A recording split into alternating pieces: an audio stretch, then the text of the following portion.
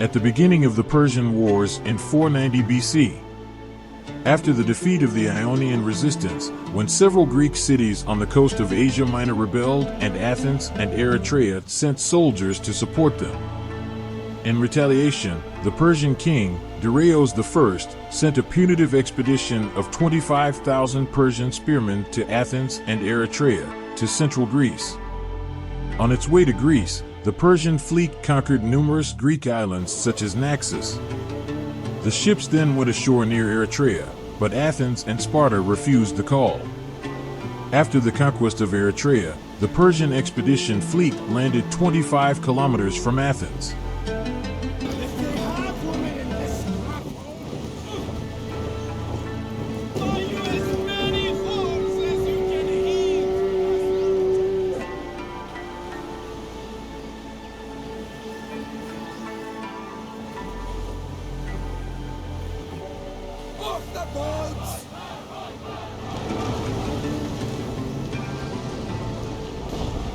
All men ashore!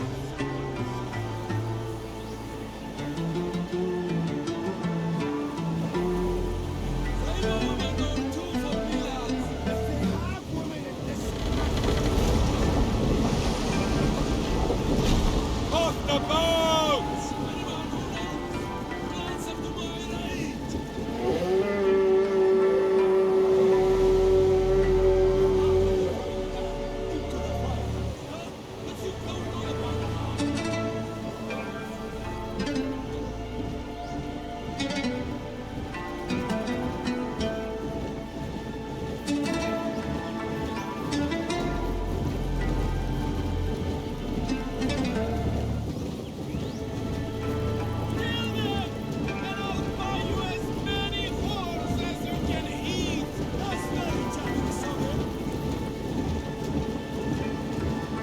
The Persian force was led by General Darius and his immortals, armed with a bow and arrow and a long lance.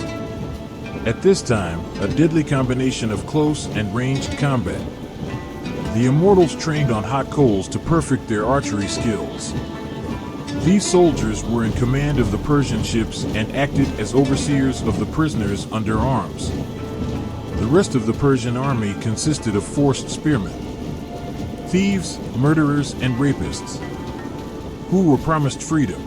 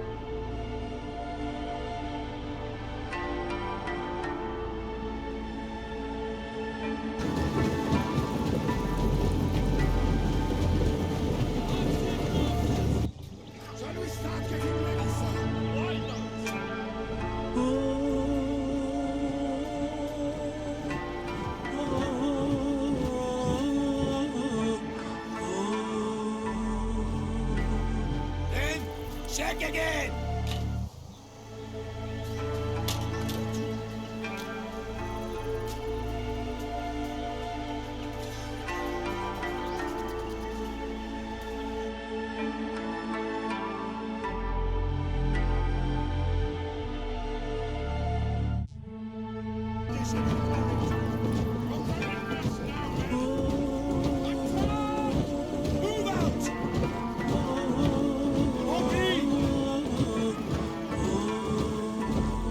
After 3 days and a short hesitation, the Athenians faced the land battle at Marathon, 490 BC. 10,000 hoplites under General Miltiades faced the 20,000-strong Persian army. In contrast to the Spartan hoplites, who were known for their wrestling skills at the Olympic Games, the Athenian hoplites excelled at athletics at the Olympic Games. The Athenian army consisted only in the middle, the center of a Greek phalanx of heavily armored hoplites. The flanks consisted of light hoplites, but were double-manned.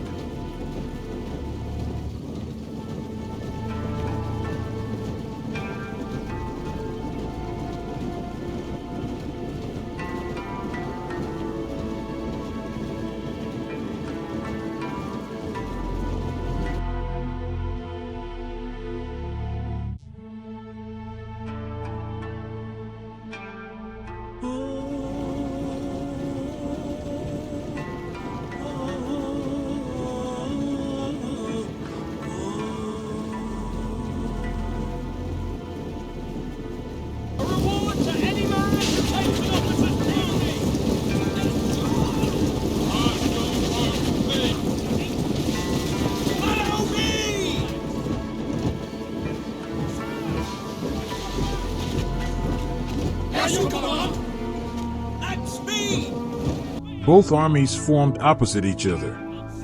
As the Athenians began to move, General Miltiades marched ahead with his heavily armored hoplites in the thinly manned center of the Athenian line. When Miltiades came within range of the Persian archers, he sprinted towards the enemy ranks, which amazed the Persians as it bordered on suicide.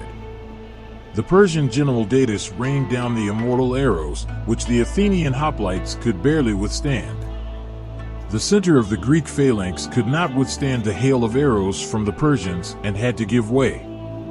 So it appeared that the Athenian flanks could not keep up, and the Athenian center suddenly began to flee, which was readily accepted by the Persian troops, and they sprinted after them. But due to the sudden retreat of the center to the rear, the Athenian flanks were able to position themselves in a wedge formation towards the front and put the Persians in a pincer.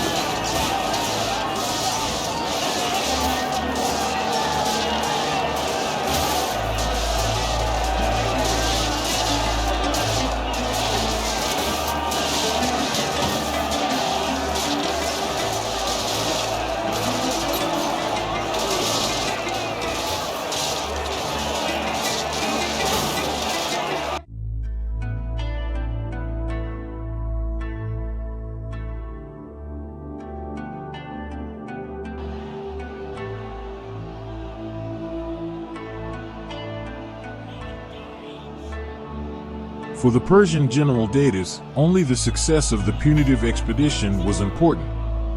So he had the Athenian left flank put under barrage fire by the immortals. The result of this was that the Persian guards on this flank, who had already been heavily captured by the Athenian hoplites, were now decimated by a hail of arrows from behind, which made their morale and their early return to Persia as free men unlikely. And they fled. Shortly afterwards, Athenian hoplites also broke through on the right flank and were able to fight their way to the Persian immortals, which were now attacked by both Athenian wings. This meant that the Persian troops were now trapped in the middle.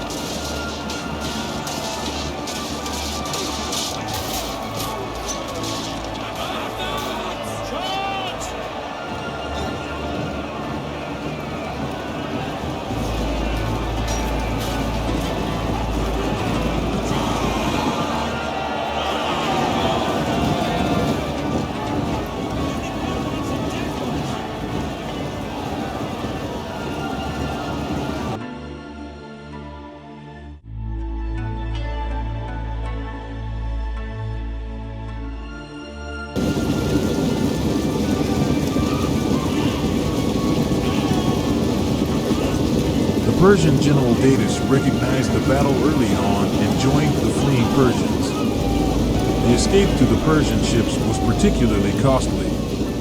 Only a few ships escaped. The Persians lost about half of the punitive expedition. The Athenians only 200 hoplites. The Athenian troops won gloriously. And so began the golden age of Athens.